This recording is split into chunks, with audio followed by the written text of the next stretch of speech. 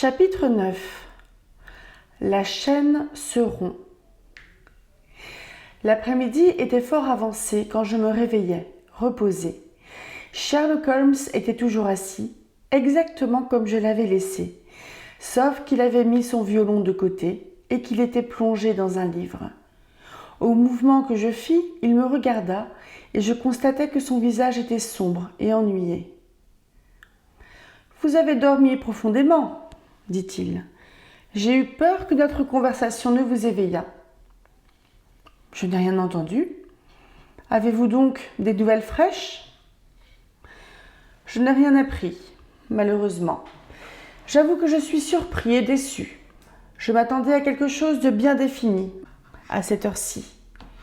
Wiggins vient de me faire son rapport. Il dit qu'on n'a pu trouver aucune trace de la chaloupe. C'est un contretemps fâcheux, car chaque heure est importante. Puis-je faire quelque chose ? Je suis tout à fait reposée à présent, et tout prêt pour une autre sortie nocturne. Non, nous ne pouvons rien faire. Nous ne pouvons qu'attendre.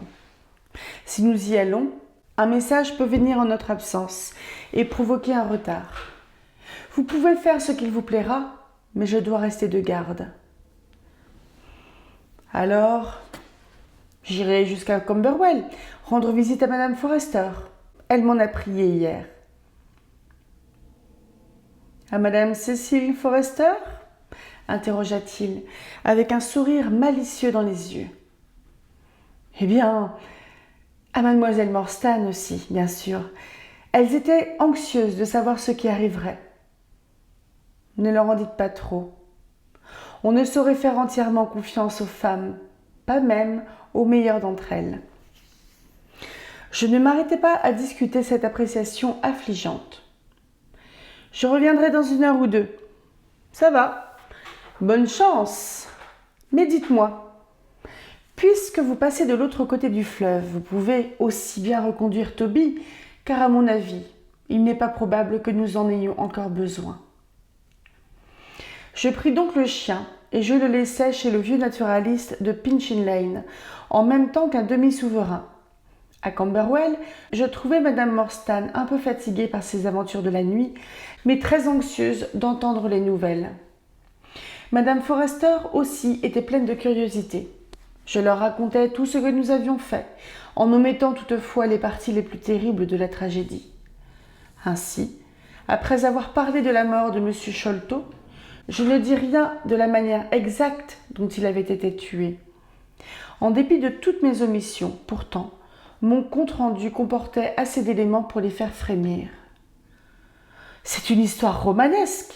s'écria Madame Forrester. « Une dame qu'on a lésée, un trésor d'1 demi-million de livres, un cannibale noir et un bandit à jambes de bois.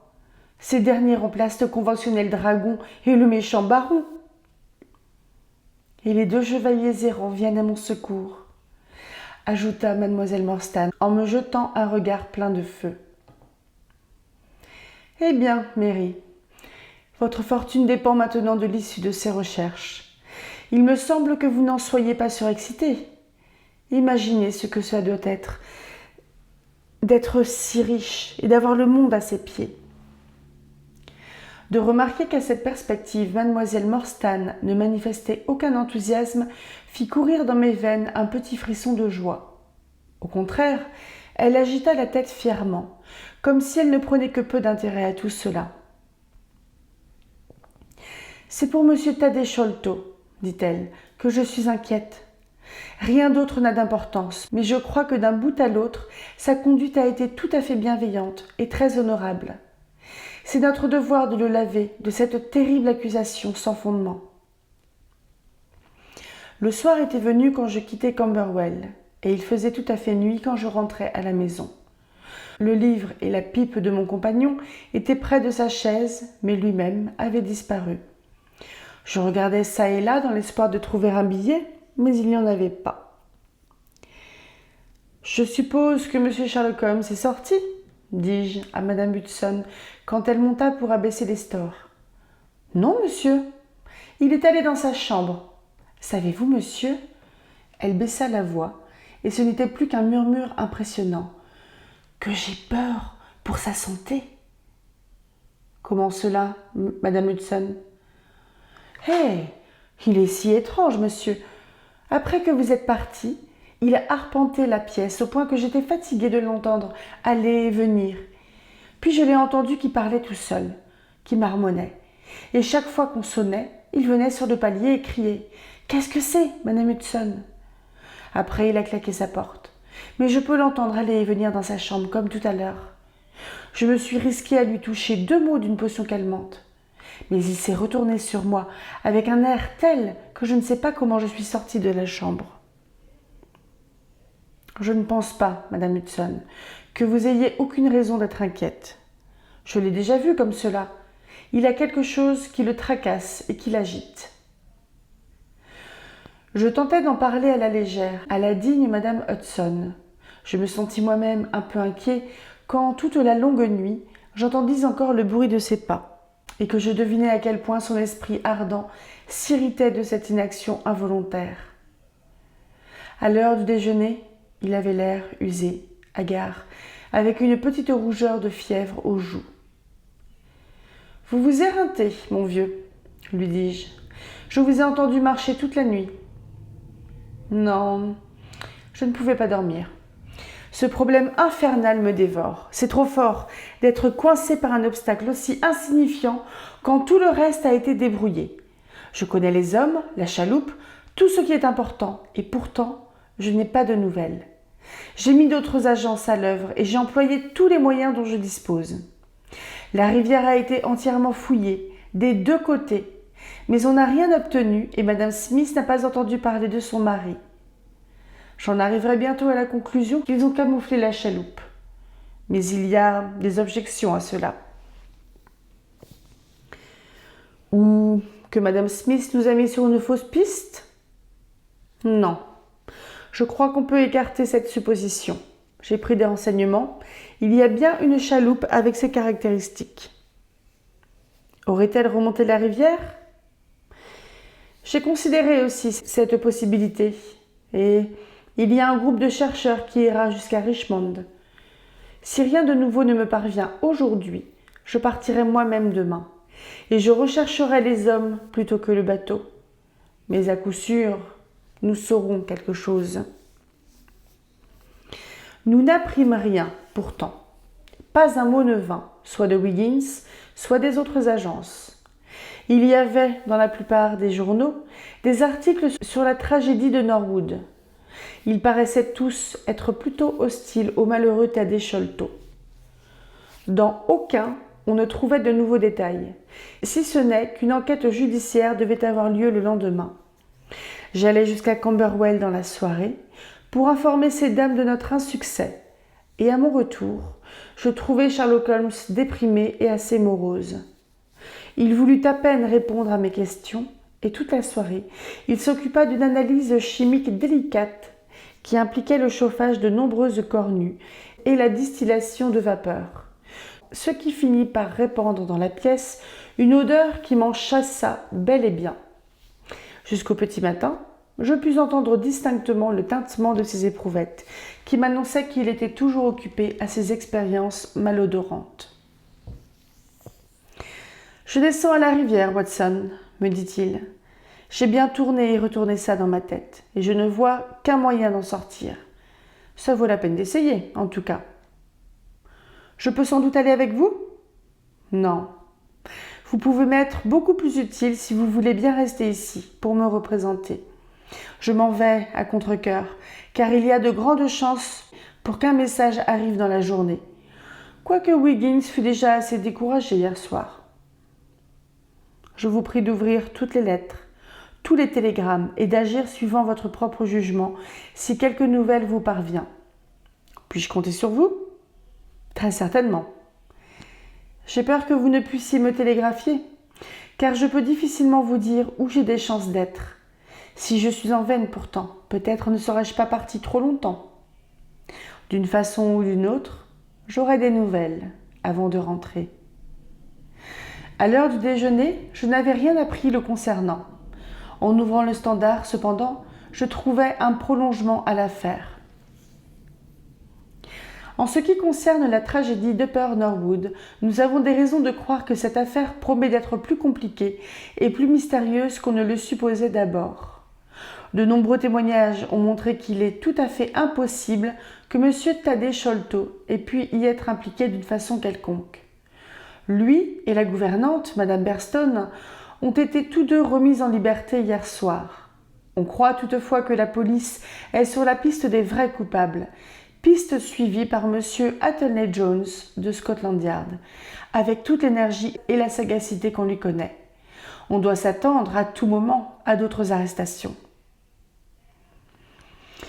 C'est assez satisfaisant jusqu'ici, pensai-je. L'ami Sholto s'en tire, en tout cas. Je me demande ce que peut être la nouvelle piste, bien que cela semble une formule stéréotypée toutes les fois que la police a fait une gaffe. Je jetai le journal sur la table quand mon regard tomba sur une annonce dans la petite correspondance. Perdu. Attendu que Mordecai Smith, batelier, et son fils Jim ont quitté le quai de Smith vers 3 heures du matin, mardi dernier, dans la chaloupe à vapeur l'Aurore, noire, avec 2 bandes rouges, cheminée noire à bandes blanches, on paiera la somme de 5 livres à quiconque pourra donner des renseignements à Madame Smith, au quai de Smith, ou à 221 Baker Street, concernant les déplacements dudit Mordecai Smith et l'endroit où se trouve la chaloupe Aurore. C'était là clairement ce qui se rapportait au travail de Sherlock. L'adresse de Baker Street le prouvait assez. Cela me parut plutôt ingénieux, car les fugitifs pouvaient lire cette annonce sans y voir autre chose que l'anxiété d'une femme pour son mari disparu. Ce fut une longue journée. Chaque fois que l'on frappait à la porte de la maison, chaque fois que j'entendais monter l'escalier, je m'imaginais que c'était ou bien Holmes qui rentrait, ou une réponse à son annonce. Je tentais de lire, mais mes pensées vagabondes s'échappaient vers notre étrange enquête, vers ces 2 canailles mal assortis que nous poursuivions. Y avait-il, me demandai-je, quelque faille radicale dans le raisonnement de mon compagnon? Ne souffrait-il pas de quelque énorme erreur par sa propre faute? N'était-il pas possible que son esprit subtil et spéculatif eût bâti cette théorie fantastique sur de fausses prémices? Je ne l'avais jamais vu avoir tort, et pourtant, le logicien le plus pénétrant peut parfois se tromper. Il était vraisemblable, pensai-je, qu'il tombât dans l'erreur par un raffinement exagéré de sa logique, préférant une explication subtile et bizarre alors qu'une autre plus simple, plus terre-à-terre, s'offrait à lui. D'autre part, j'avais vu moi-même l'évidence des preuves et observé sa méthode déductive. Quand je me rappelais la longue chaîne de circonstances curieuses, plusieurs d'entre elles, banales en elles-mêmes, mais tendant toutes dans la même direction, je ne pouvais me dissimuler à moi-même que si l'explication de Holmes était erronée, la vraie solution devait être également étonnante, voire extraordinaire. À 3 heures de l'après-midi, la sonnette retentit bruyamment. J'entendis dans le vestibule une voix autoritaire et à ma grande surprise, je découvris M. Athelney Jones qui se présenta à moi. Il ne ressemblait guère, pourtant, au professeur de sens commun, brusque et supérieur, qui avait pris en charge l'affaire d'Upper Norwood. Il arborait un air abattu, montrait une affabilité inhabituelle et l'on eût dit qu'il s'excusait. « Bonjour, monsieur. Monsieur Sherlock Holmes est sorti, je crois ?»« Oui, et je ne suis pas sûre de l'heure à laquelle il reviendra, mais peut-être désirez-vous l'attendre. Prenez cette chaise et goûtez un de ces cigares. »« Je vous remercie, j'ai le temps. » Il s'essuyait le visage avec un grand mouchoir de poche. « Un whisky ? » ?»« Merci, juste un demi-verre. Il fait très chaud pour la saison et pas mal de choses m'ont ennuyé et fatigué. Vous connaissez ma théorie concernant l'affaire de Norwood. Je me souviens que vous en avez exposé une. J'ai dû la réviser. J'avais étroitement resserré mon filet autour de M. Sholto, et ne voilà-t-il pas qu'il passe par un trou au beau milieu? Depuis le moment où il a quitté son frère, Il y a des gens qui l'ont vu à plusieurs reprises. Ce n'est donc pas lui qui a pu monter sur le toit et passer par la trappe. C'est une affaire très obscure, et mon renom professionnel est en jeu. Je serais très heureux d'être un peu aidé. Nous avons tous besoin d'aide parfois. Votre ami, Monsieur Sherlock Holmes, est un homme étonnant, continua-t-il, d'un ton bas et confidentiel. C'est un homme qu'on ne peut battre. J'ai vu cet homme, jeune encore, étudier bien des affaires, mais je n'en connais pas une sur laquelle il n'ait pu jeter quelque lumière. Il est peu conformiste dans ses méthodes, un peu prompt à sauter sur des théories, mais somme toute, je crois qu'il aurait fait un officier de police plein d'avenir, et je ne me cache pas pour le dire. J'ai reçu ce matin un télégramme de lui, qui me donne à comprendre qu'il tient une piste dans l'affaire Sholto. Le voici. Il tira le télégramme de sa poche et me le passa. Il était daté de Poplar à midi et disait « Allez tout de suite à Baker Street. Si je ne suis pas encore rentré, attendez-moi. Je suis sur les talons de la bande Sholto. Vous pourrez venir avec nous ce soir, si cela vous plaît, pour assister au dénouement. » Voilà qui promet. Il a évidemment retrouvé la piste, dis-je. Ah, il a donc été en défaut lui aussi, s'écria Jones, manifestement satisfait. Même les meilleurs d'entre nous se perdent quelquefois. Naturellement, ça peut être encore une fausse alerte, mais c'est mon devoir en tant qu'officier de police de ne laisser échapper aucune chance. Mais quelqu'un vient ? C'est peut-être lui ?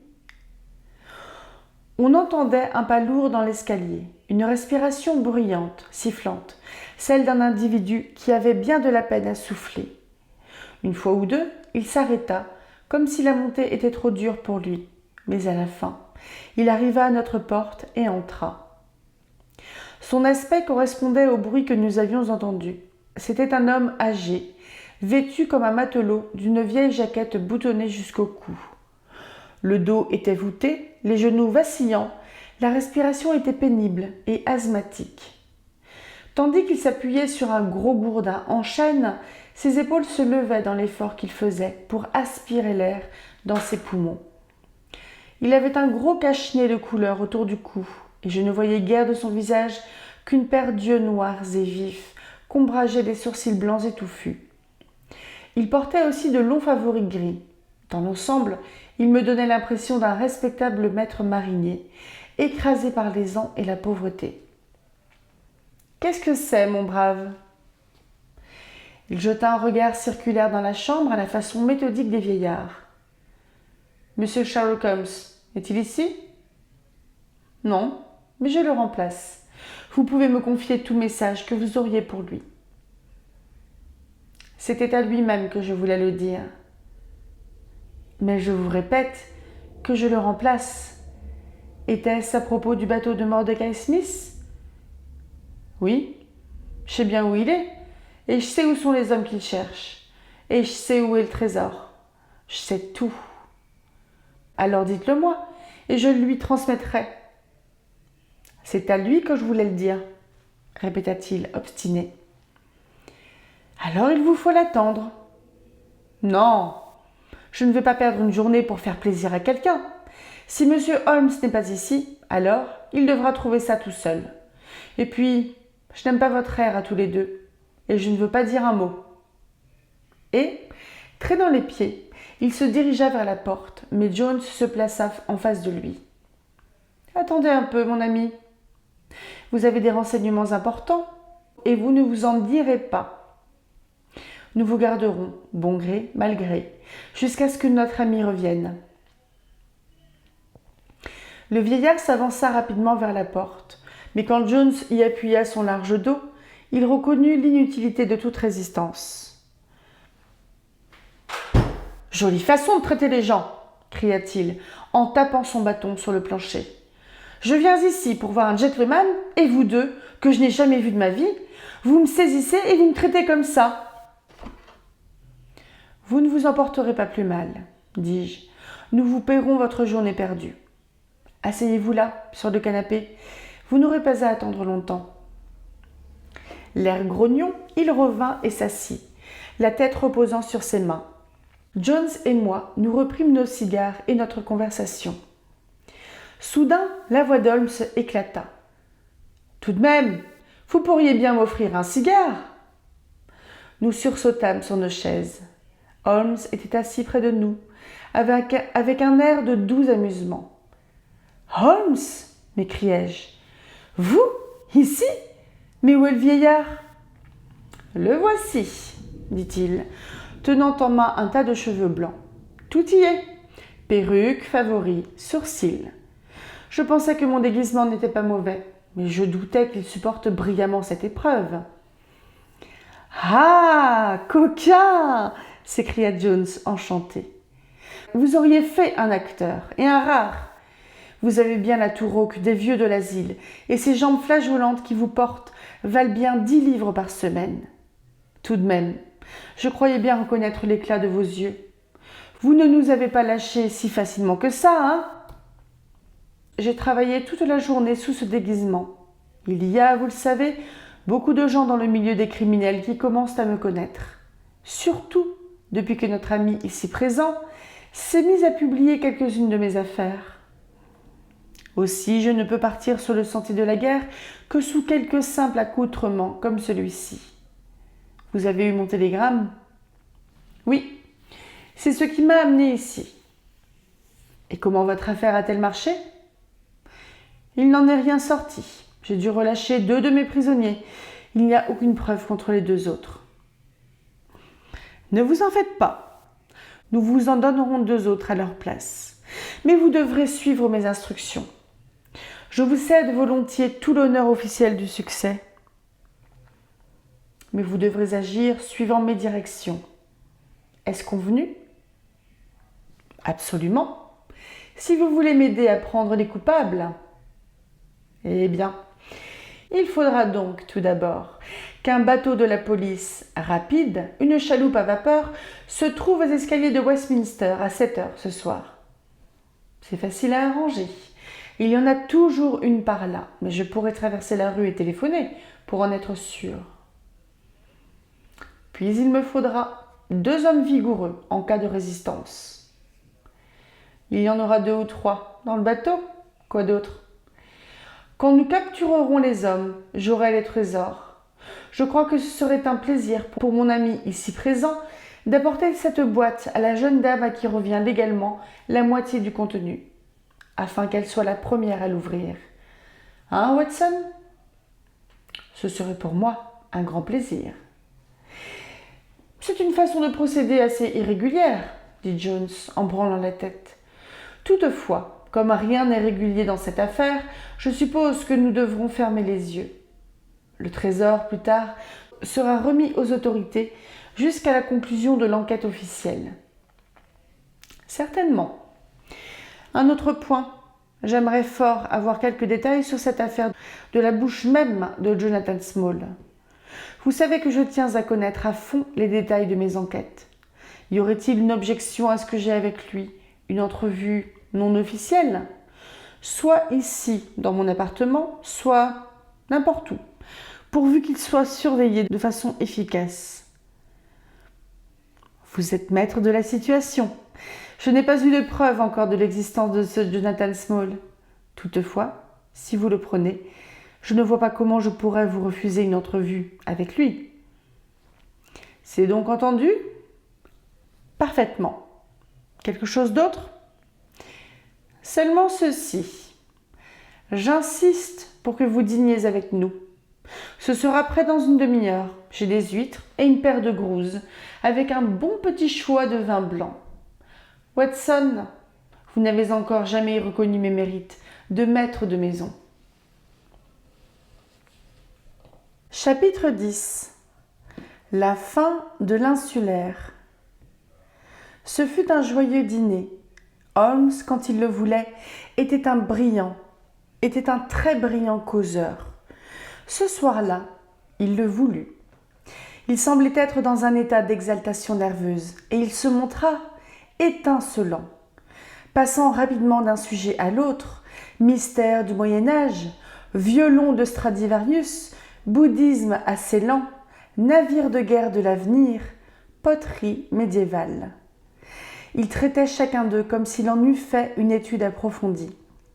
Sa belle humeur contrastait avec la sombre dépression des 2 derniers jours. Athelney Jones s'avéra d'un commerce agréable pendant ses heures de détente, et c'est en bon vivant qu'il prit part au repas. Quant à moi, j'étais soulagée à la pensée que nous approchions de la fin de l'affaire, et je me laissais aller à la joie communicative de Holmes. Nul d'entre nous ne parla, durant le repas, du drame qui nous avait réunis. Lorsque la table fut desservie, Holmes jeta un coup d'œil sur sa montre et remplit 3 verres de Porto. « Une tournée pour le succès de notre petite expédition, » ordonna-t-il. « Et maintenant, il est grand temps de partir.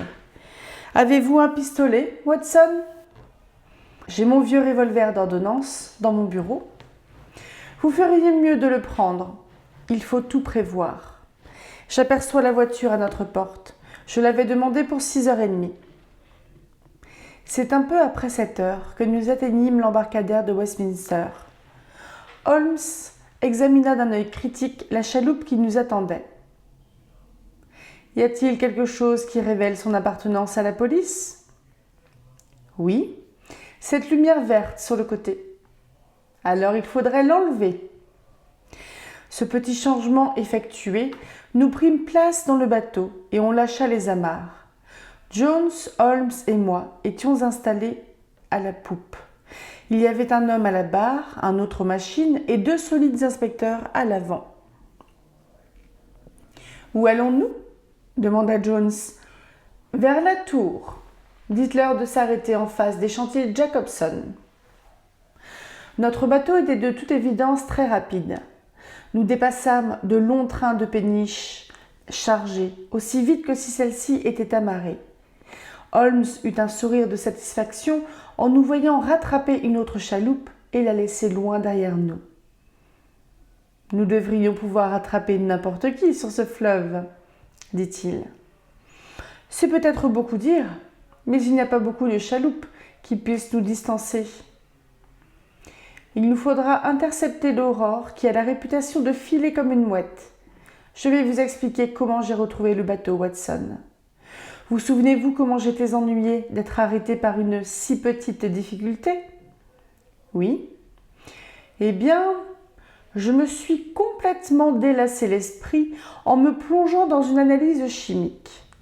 Un de nos plus grands hommes d'État a dit que le meilleur repos était un changement de travail.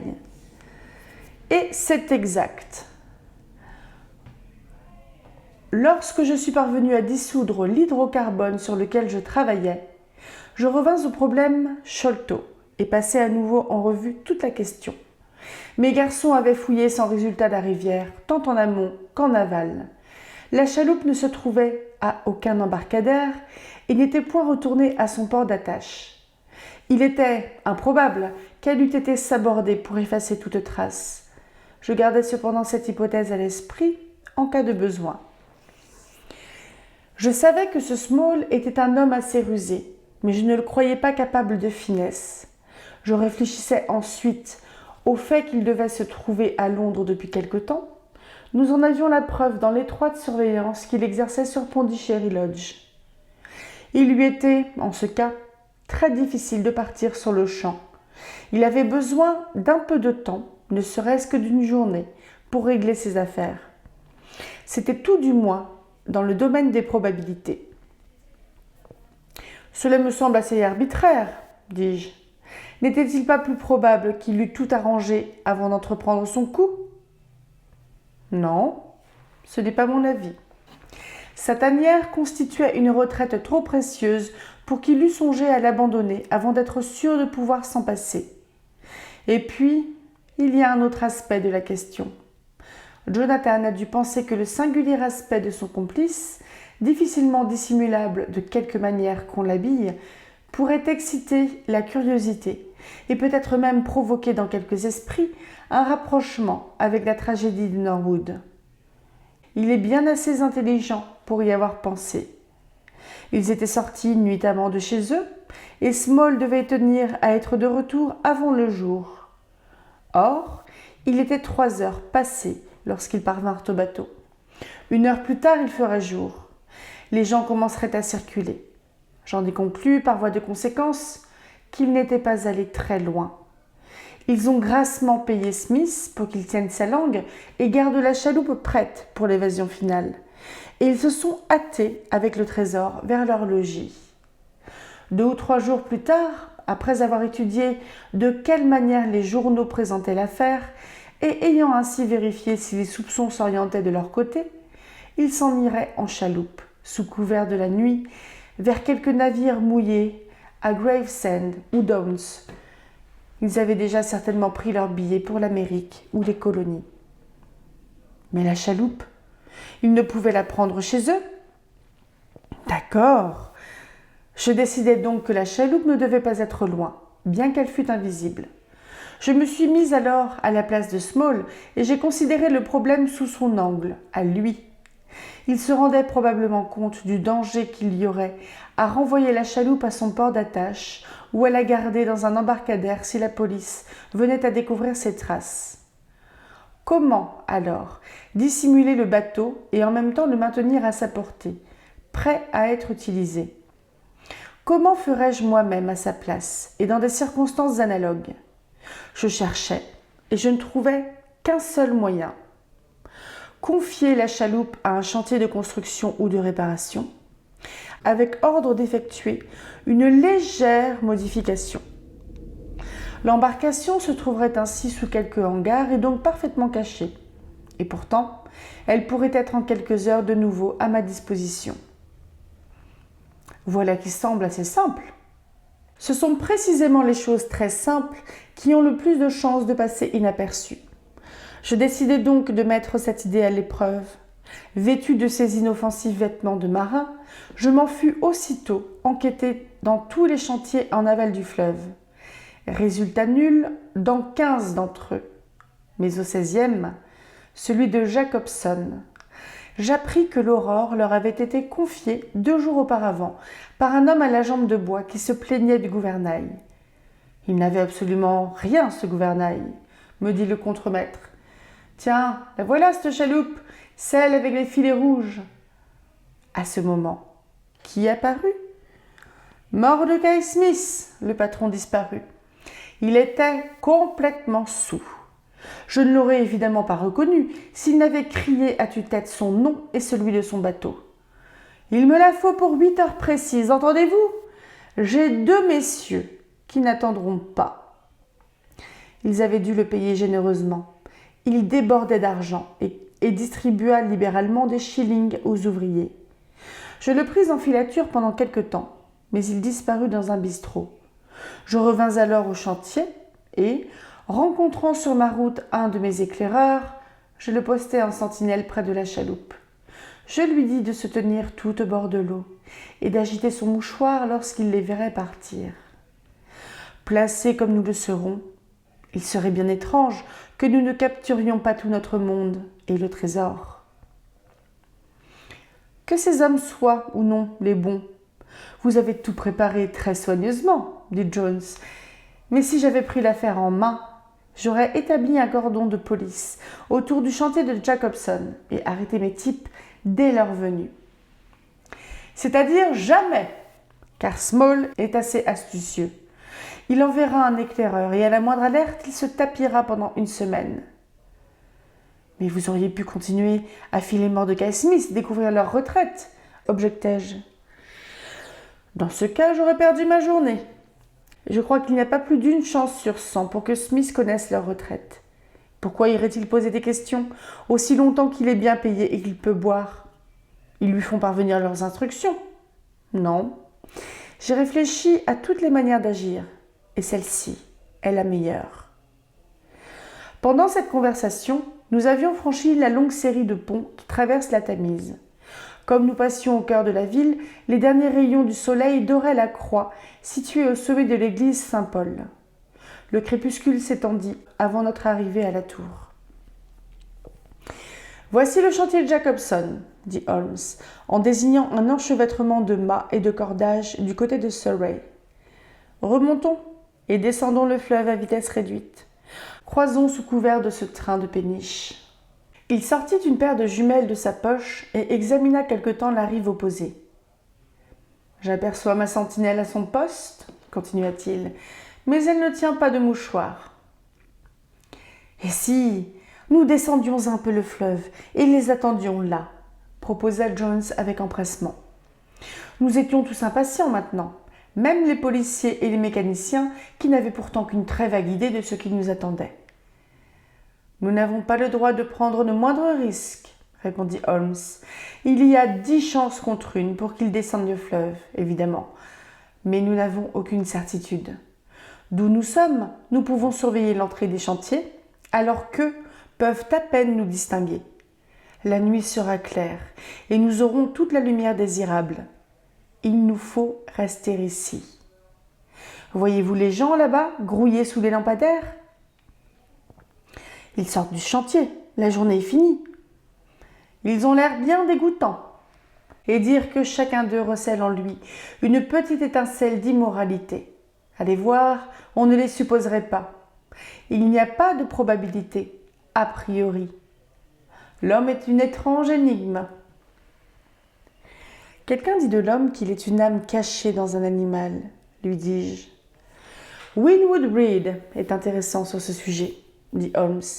Il remarque que, tandis que l'individu pris isolément est un puzzle insoluble, il devient, au sein d'une masse, une certitude mathématique. Par exemple, vous ne pouvez jamais prédire ce que fera tel ou tel, mais vous pouvez prévoir comment se comportera un groupe. Les individus varient, mais la moyenne reste constante. Ainsi parle le statisticien. Mais est-ce que je ne vois pas un mouchoir ? Voilà, il y a là-bas quelque chose de blanc qui bouge. Oui, c'est votre sentinelle, criai-je. Je la vois distinctement. Et voici l'aurore, s'exclama Holmes. Elle file comme le diable. En avant toutes, mécaniciens. Dirigez-vous vers cette chaloupe avec la lumière jaune. Nom d'un chien, je ne me pardonnerai jamais qu'elle fût plus rapide que nous. Elle s'était faufilée à travers l'entrée des chantiers, en passant derrière 2 ou 3 petites embarcations. Elle avait ainsi atteint sa pleine vitesse, ou presque, avant qu'on l'eût aperçue. À toute vapeur, elle descendait maintenant le fleuve en longeant d'assez près la rive. Jones la regarda et secoua la tête. « Elle va très vite, dit-il. Je doute que nous la rattrapions. »« Il faut la rattraper, cria Holmes. Bourrez les chaudières, mécaniciens. Faites-leur donner tout ce qu'elles peuvent. Il faut qu'on les ait, au risque de brûler le bateau. » Nous commencions d'accélérer l'allure à notre tour. Les chaudières rugissaient, les puissantes machines sifflaient et vibraient comme un grand cœur métallique. La proue acérée coupait les eaux en rejetant de chaque côté 2 vagues mugissantes. À chaque pulsation des machines, la chaloupe bondissait en frémissant comme une chose vivante. À l'avant, notre grande lanterne jaune projetait un long rayon de lumière vacillante. Une tache sombre sur l'eau indiquait la position de l'aurore. Le bouillonnement de l'écume blanche derrière elle était révélatrice de son allure forcenée. Nous fonçâmes plus vite. Nous dépassions les péniches, les remorqueurs, les navires marchands. Nous nous glissions derrière celui-ci, nous contournions celui-là. Des voix surgies de l'ombre nous interpellaient. Mais l'aurore filait toujours, et toujours nous la poursuivions. « Allons les hommes, enfournez, enfournez !» cria Holmes, regardant dans la chambre des machines en bas. Les chaudières rougeoyantes se réfléchissaient sur son visage impatient. « Donnez toute la vapeur !»« Je crois que nous la rattrapons un peu, » dit Jones, dont le regard ne quittait pas l'aurore.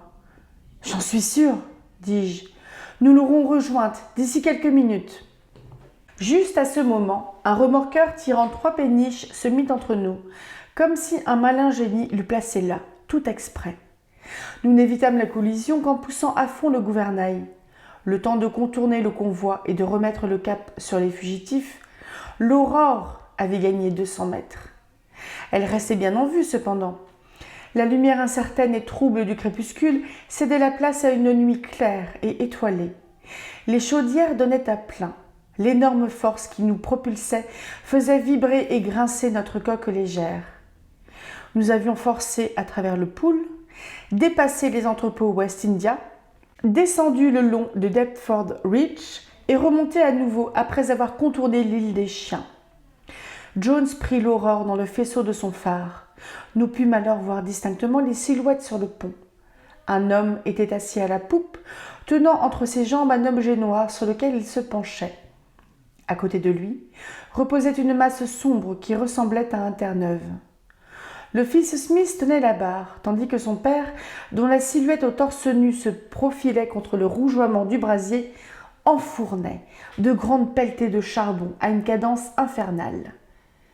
Peut-être avait-il eu des doutes au début quant à nos intentions, mais à nous voir imiter chacun de leurs tournants, chacun de leurs zigzags, il ne pouvait plus en conserver.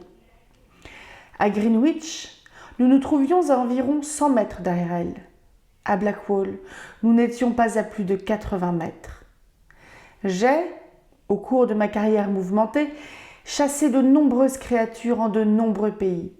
Mais jamais le sport ne m'a causé l'excitation sauvage de cette folle chasse à l'homme au milieu de la Tamise. Régulièrement, mètre par mètre, nous nous rapprochions. Dans le silence de la nuit, nous pouvions entendre le halètement et le martèlement des machines. L'homme sur le pont était toujours accroupi. Il bougeait ses bras comme s'il était occupé à quelque besogne. De temps en temps, il mesurait du regard la distance qui nous séparait encore et qui diminuait implacablement. Jones les héla et leur cria de stopper. Nous n'étions plus qu'à 4 longueurs. Les 2 chaloupes filaient toujours à une vitesse prodigieuse. Devant nous, le fleuve s'étalait librement, avec Barking Level sur un côté et les marais désolés de Plumstead de l'autre. À notre appel, l'homme sur le pont sauta sur ses pieds et nous montra les 2 poings, tout en jurant d'une voix rauque. Il était d'une bonne taille et puissamment bâti. Comme il nous faisait face, debout, les jambes légèrement écartées pour se maintenir en équilibre, je pus voir que depuis la cuisse, sa jambe droite n'était qu'un pilon de bois. Au son de ses cris rageurs, la masse sombre à côté de lui se mit à bouger. Il s'en dégagea un petit homme noir, le plus petit que j'aie jamais vu. Il avait la tête difforme et une énorme masse de cheveux ébouriffés. Holmes avait déjà sorti son revolver à la vue de cette créature monstrueuse, et je l'imitais. Le sauvage était enveloppé dans une sorte de cape sombre ou de couverture qui ne laissait à découvert que le visage. Mais ce visage aurait suffi à empêcher un homme de dormir. Ses traits étaient profondément marqués par la cruauté et la bestialité. Ses petits yeux luisaient et brûlaient d'une sombre lumière. Ses lèvres épaisses se tordaient en un rictus abominable. Ses dents grinçaient et claquaient à notre intention avec une fureur presque animale. « Faites feu s'il lève la main », dit Holmes doucement. Nous étions à moins d'une longueur maintenant et prêts d'atteindre notre proie.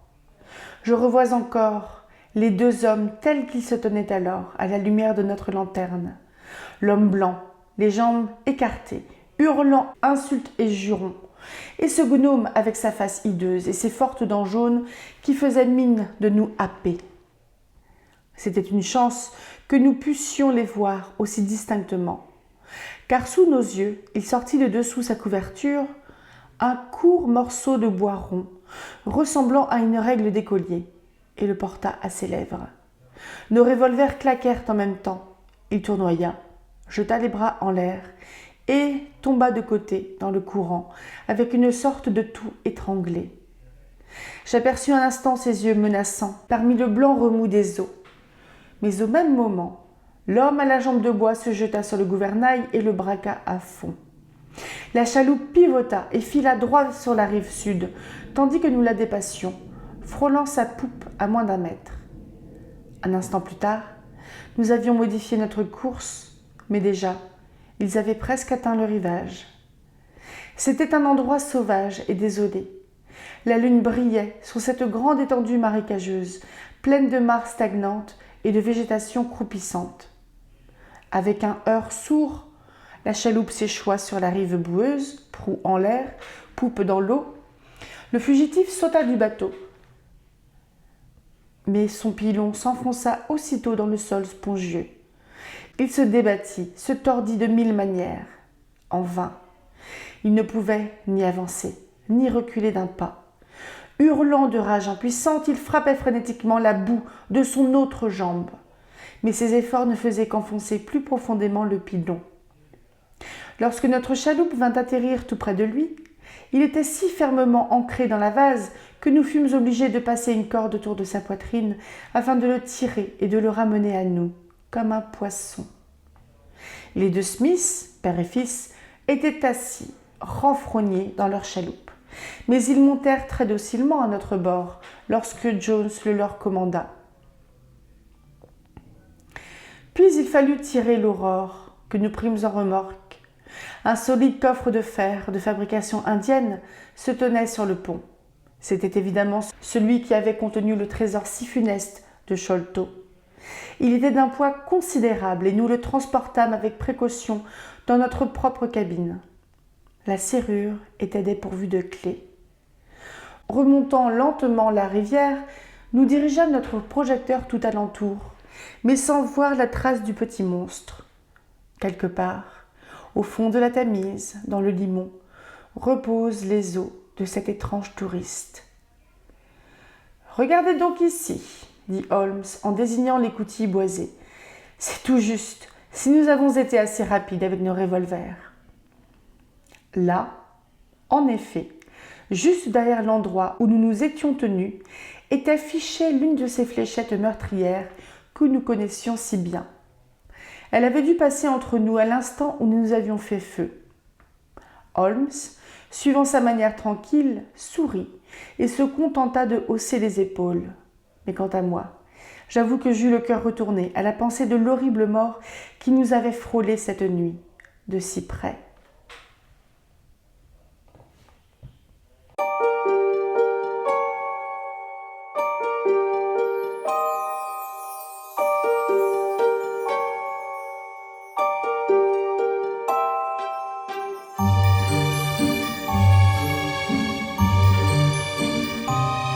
Bienvenue dans ce 4e vlog lecture sur le signe de D4, il me semble. Donc ça aurait dû être le dernier, mais vu la longueur des chapitres, j'ai préféré prolonger, ce qui fait que vous aurez le fin mot de l'histoire la semaine prochaine. Ça sera par contre une vidéo plus longue. Là, on a lu une 20aine de pages, et la semaine prochaine, on sera sur presque une 30aine. Bon, un peu moins. 25 pages à peu près. Donc ce sera un peu plus long la semaine prochaine, c'est pas grave. Nous avons lu 2 chapitres seulement. Le premier, ça s'est passé au 221 Baker Street, où Watson a dormi un petit peu pendant que Holmes y faisait des tours et un peu de chimie pour se divertir avant de se dire que bon sang, mais c'est bien sûr. Je sais pas d'où ça vient cette citation, j'aimerais bien la retrouver. Poirot, Hercule Poirot. Et bref, on a le fameux Anthony Jones qui ramène sa fraise parce que Holmes lui a demandé. Mais je suis assez sceptique sur le fait que le flic ait accepté de venir. Il a accepté parce que il s'est rendu compte que sa grande théorie sur le frère fratricide avec la complicité des domestiques, c'était pas ça, qui risquait d'être tourné en ridicule, surtout que si c'est pour avoir un démenti dans les journaux qui ont vanté son habileté à avoir résolu l'affaire. Donc je pense que il est venu un peu se racheter une conscience et surtout se racheter une réputation, je pense, en s'associant à la trouvaille de Holmes. Et d'un côté, en fait, je trouve assez séduisante l'idée que Holmes ne s'attribue pas ses propres réussites. Comme si au final, il a quand même une certaine notoriété, etc. Mais ça, il s'en fiche, ça lui importe pas. Je crois que même le fait de résoudre des affaires, ça ne lui importe pas plus que ça. Parce qu'il n'est pas plus non plus dans de l'attachement ou dans des grandes valeurs. Je crois qu'il est surtout dans le fait de résoudre une énigme, dans le fait d'exercer son esprit, de s'occuper et de résoudre une énigme. C'est vraiment quelque chose que je ressens par rapport à lui. Et j'ai trouvé ça intéressant, Watson et Athelney Jones, le flic là qui papote un petit peu pendant que Holmes il est supposé être ailleurs. Et ce que j'ai trouvé excellent, c'est qu'il n'y en a pas un des deux, surtout, mais même pas Watson, qui reconnaissent Holmes sous son déguisement de marin. Et j'ai trouvé ça bien. Donc ça veut vraiment dire que Holmes, il est vraiment capable de se grimer et de jouer un autre personnage de manière tellement convaincante que même les personnes qui le fréquentent tous les jours, ils vont pas tilter. Il est brillant. Parce que Watson, c'est pas le dernier des idiots non plus. Et je pense qu'à force même si c'était pas un flic ou un détective, à force de fréquenter Holmes, il va récupérer quelques réflexes, il va apprendre des choses en termes d'observation, etc. Et ouais, Holmes, il est vraiment brillant. Moi, je suis assez fascinée. J'ai trouvé que la course-poursuite, tout le temps de l'attente dans le deuxième chapitre là, quand Holmes il commence à être un peu dans de l'explicatif entre guillemets et dire que bon bah alors j'ai pensé que si mais en fait non je m'étais trompée, du coup j'ai pensé à telle alternative mais c'était pas bon non plus, enfin il nous raconte un peu toutes les phases par lesquelles il est passé au niveau de la réflexion pour ensuite dire bah en fait le bateau il est là et les mecs ils sont là et ils attendent que ça se calme pour filer à l'anglaise quand il fait nuit. Et je trouvais ça vraiment chouette, tout le côté attente, le côté la course-poursuite, l'excitation de la chasse comme l'a décrit Watson. C'était vraiment bien fait, parce que je me suis fait la réflexion, je ne sais plus si j'ai déjà écrit des histoires de course-poursuite ou compagnie, ou quand on essaye d'attraper quelqu'un ou qu'on essaye d'échapper à quelqu'un. Et là, je trouvais que ça tenait en haleine. Il expliquait des choses aussi. Bon, j'ai pas kiffé après la description de l'insulaire comme le sauvage, bestial, avec une grosse tête et compagnie. Ça fleure bon racisme du 19e siècle, ça quand même. Hein. Mais. Et s'il a vraiment été tué et qu'il s'est vraiment noyé dans la Tamise, je trouve ça dommage parce que j'aurais aimé en savoir plus. Comment l'insulaire, donc qui est des îles Andaman, il me semble, a rencontré Jonathan Small. Jonathan Small, qui de mémoire était le troisième larron de l'histoire, un forçat que devait connaître le père Sholto, il me semble. Pas le père Morstan, pas Morstan le père de Mary, mais le père des jumeaux Sholto, il me semble. Parce que le père, il avait l'air un peu... Mais ouais, j'aimerais bien en savoir plus, bon, on va le savoir la semaine prochaine, sur comment cette relation s'est construite entre le gars des îles Andaman et... je viens de remanger son nom. Et Jonathan Small. Et en savoir plus aussi sur le fait qu'il est arrivé jusqu'ici quand même. Il est arrivé en Angleterre. Des îles Andaman, il y a une petite trotte quand même, hein. C'est très loin, c'est un déracinement, quoi. C'est super loin. C'est peut-être un gars qui parle même pas anglais, qui comprend peut-être même pas ce qu'on lui dit, et qui du coup est complètement dépendant de Jonathan Cole, on verra. Jonathan Cole, je me suis pas trompée. Small, j'ai du mal, hein. Et Alors moi, le souvenir que j'ai du premier livre de Sherlock Holmes, qui était, je sais plus, le premier livre que j'ai lu. Bref, le souvenir que j'ai au niveau de la résolution de l'affaire, c'est que Holmes n'avait pas raison partout. Il y avait des nuances quand même au niveau de ce qu'il annonçait comme théorie, même s'il avait compris les grandes lignes, que en gros, il y a des choses sur lesquelles il y avait de l'imprécision. Après, c'est logique, parce que lui, il déduit des choses au niveau des éléments qu'il a en main, qu'il connaît, donc il y a forcément des choses qu'il ne connaît pas, qu'il ne peut même pas envisager parce que c'est trop éloigné en fait des éléments qu'il a en sa possession. Et il me semble bien qu'il y avait vraiment une partie de l'histoire qui était inconnue. Et dans le premier livre, je vous mettrai le titre en barre d'infos, le titre en bubule là, parce que je m'en souviens plus. L'assassin racontait son histoire. Et on quittait vraiment le style très... le gars qui écrit dans son journal, donc le style de Watson, pour être sur quelque chose de beaucoup plus lyrique, beaucoup plus narré, vraiment le style de l'écrivain en fait. Et j'avais trouvé ça vraiment...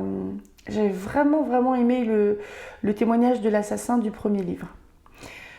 Donc, j'ai pas plus que ça d'idées.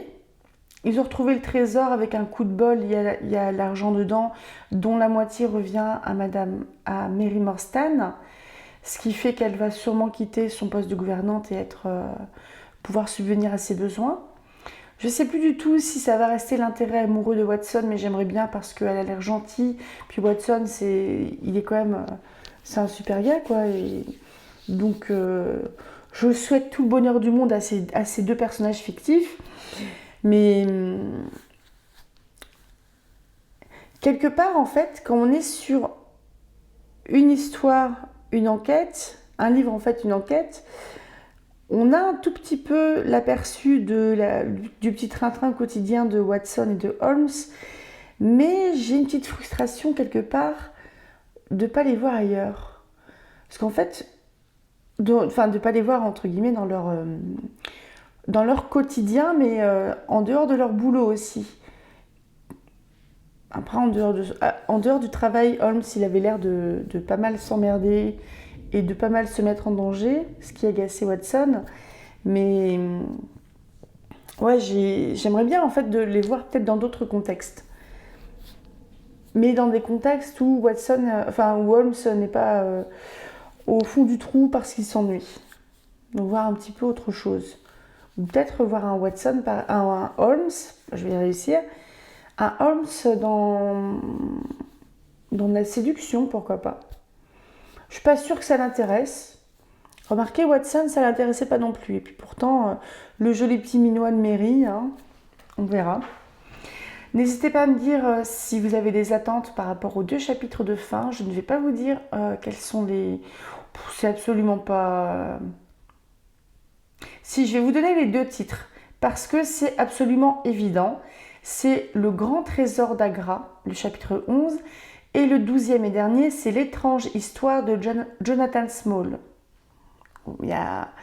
On se doute qu'on va parler du coffre et on va parler du meurtrier.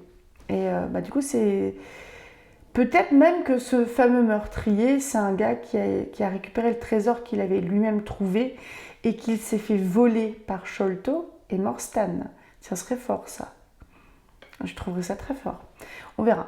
Donc, j'ai pas d'idée spécialement, je me laisse porter et j'aimerais bien trouver du roman plus policier où on cherche vraiment, en fait, qu'est-ce qui se passe, on fait notre propre petit travail d'enquête.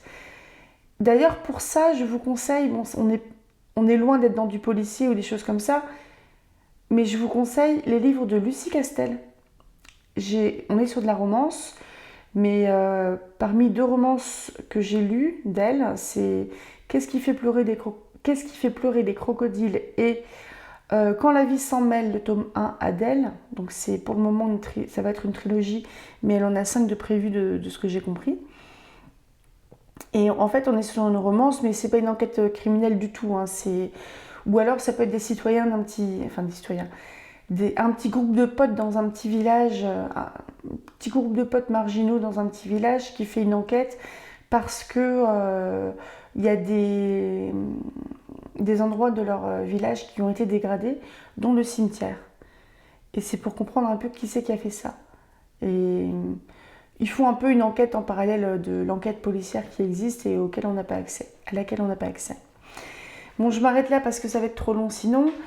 Je vous souhaite un très bon dimanche, à mercredi prochain, mais je ne sais pas encore sur quoi je vais faire la vidéo, parce que j'ai un peu de mal à lire ces temps-ci, je suis pas très concentrée, parce qu'en fait je vais entamer des formations, je suis en train de me reconvertir dans les métiers du livre, je vous en dis pas plus, parce que tant que c'est pas vraiment fait, et ça sera sous statut d'indépendante.